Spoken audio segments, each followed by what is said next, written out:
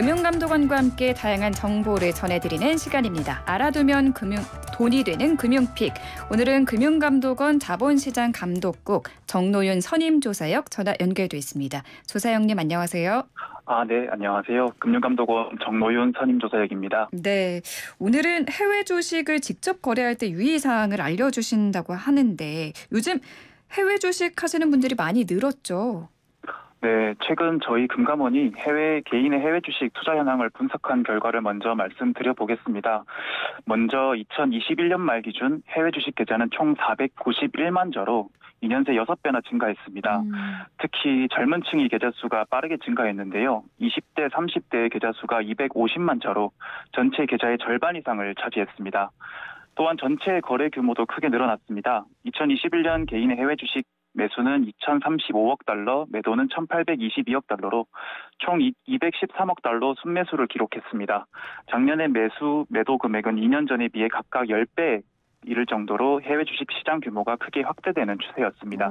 해외 주식에 대한 직접 투자가 굉장히 많이 늘었는데 그럼 주로 어떤 걸 많이 투자하시던가요? 네, 해외 주식을 직접 투자하는 개인 투자자들은 고위험 상품에도 적극적으로 투자하는 양상을 보이고 있는 것 같습니다.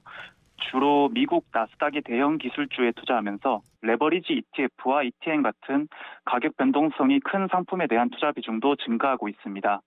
여기서 레버리지 상품이란 것은 기초자산의 가격에 하루 변동률의 일정한 배수를 곱한 값을 연동시켜서 가격 변동성이 매우 큰 상품인데요. 올해 상반기 순매수 상위 10개 종목 중 3개 종목이 레버리지 상품이었습니다. 특히 국내 ETF에는 레버리지가 2배까지만 있는데 반해서 해외 ETF에는 레버리지가 3배까지도 되는 고배율 레버리지 ETF가 있습니다. 그런데 이런 단기 변동성이 큰 상품에 투자자가 매우 집중되고 있는 모습을 보이고 있습니다. 저희가 분석을 해보니 21년 중 거래 상위 50개 ETF, ETN 중에서 기초자산을 3배로 추정하는 고위험 상품이 60%로 가장 큰 비중을 차지했었습니다. 그 위험성이 좀 큰 상품에 많이 투자를 하고 계시는 거네요?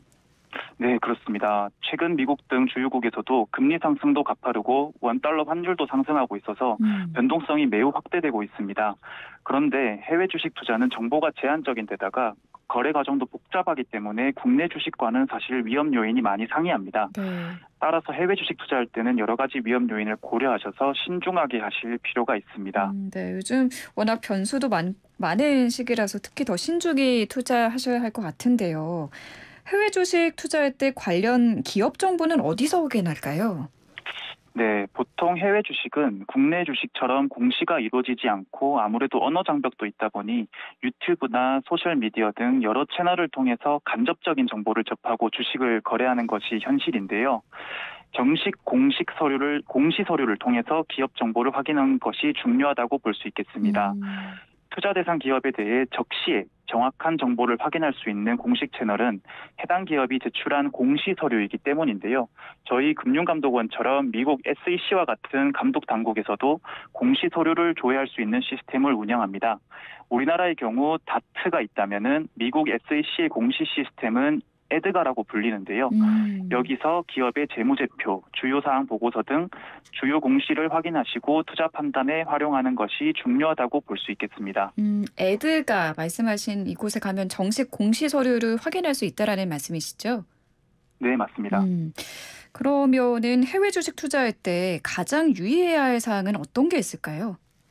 네, 먼저 고위험 상품의 투자 위험 요소에 대해 잘 이해하셔야 하는데요. 한국 증시에서는 아시다시피 가격 등락폭의 30%라는 제한이 있습니다. 그런데 미국 시장에서는 이런 제한이 없기 때문에 레버리지 상품의 가격 변동성이 훨씬 더 크게 확대될 수 있습니다.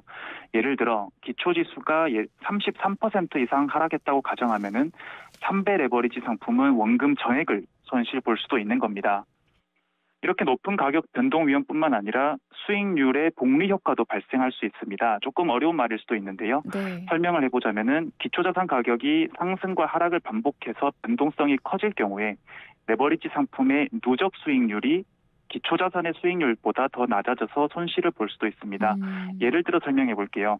ETF가 추정하는 기초지수가 20% 하락한 후 다시 25% 상승해서 기초지수는 원점을 회복한다고 하더라도 3배 레버리지 ETF의 가격은 60% 하락했다가 75% 상승하는 식으로 급등락을 하기 때문에 결국 30% 손실을 보게 되는 것입니다. 따라서 단기의 고수익만 바라보면서 레버리지 ETF 상품을 투자하는 것은 매우 위험하다고 볼 수 있겠습니다. 네, 해외 주식 하실 때는 그 고위험 상품에 투자하실 때 특히 그만큼 큰 리스크에 대해서도 좀 잘 알아보고 투자를 하셔야 할 것 같습니다. 이것 말고도 또 다른 유의사항들은 어떤 게 있을까요? 네, 다음으로는 해외 주식 매매할 때 환율 변동에 따라서 실질 수익률이 영향을 받는 환위험에도 노출되는 점을 유의하셔야 합니다.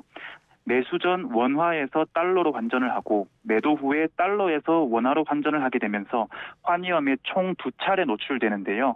매매 차익이 있더라도 환초선이 발생할 경우 실질 수익은 손해가 발생할 수도 있습니다. 또한 해외 주식 투자할 때 대금 결제일도 다릅니다. 국내 주식 결제일은 매매 체결일에서 2일 후인데요. 예를 들어 미국의 경우는 시차를 감안한다면은 3일 후에 자금 인출이 가능하기 때문에 이 점을 유의하시고 자금 운용에 차질이 없도록 조심할 필요가 있습니다. 그리고 마지막으로 해외 주식 투자에는 국내 주식과는 다른 수수료나 세금이 수반된다는 점을 유의하셔야 합니다. 국내 주식보다 위탁 매매 수수료도 높고 환전이나 기타 거래세도 반영이 되어서 높은 거래 수수료를 부담하셔야 합니다. 또한 1년간 매매 차익이 발생될 때 기본 공제액을 제외한 합산 순이익에 대해서도 양도소득세를 내셔야 하고 배당 소득에 대해서도 납세를 하셔야 합니다. 이런 수수료와 세금 등이 발생한다는 점을 잘 이해하시고 투자할 때 고려하시길 바라겠습니다. 네, 요즘 워낙 해외 주식 하시는 분들이 주변에도 많다 보니까 저도 한번 해볼까 했는데 국내 주식과는 다른 부분이 많아서 고려할 점이 상당히 많은 것 같습니다. 잘 알아보고 해야겠네요. 오늘 말씀 잘 들었습니다. 감사합니다. 네, 감사합니다. 네, 지금까지 금융감독원 정노윤 선임조사역이었습니다.